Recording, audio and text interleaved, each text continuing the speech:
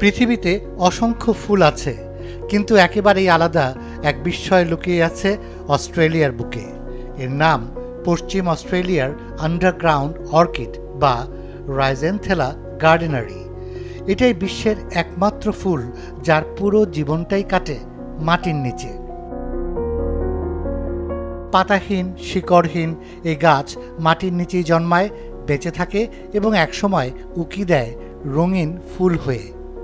যেন অন্ধকারের ভিতর থেকে আলো হয়ে ওঠা এক দারুণ রহস্যময় ও বিরল বিস্ময়। গবেষকরা বলছেন এই অর্কিড বেঁচে থাকে এক ত্রিমুখী সম্পর্কে।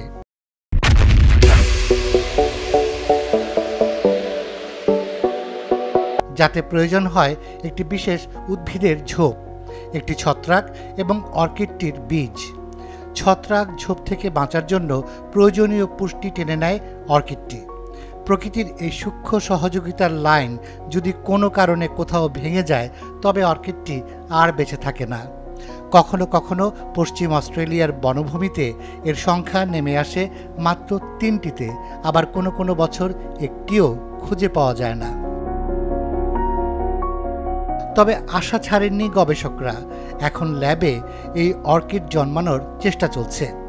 ঝোপ ও ছত্রাককে একসঙ্গে রেখে সংরক্ষিত বীজ অঙ্কুরিত করার প্রয়াস চালাচ্ছেন গবেষকরা। তাদের মতে এই অর্কিডটিকে বাঁচানো মানে একটি বিস্ময়কে বাঁচানো, প্রকৃতিকে বাঁচানো। Rumi Noman, Daily Sun.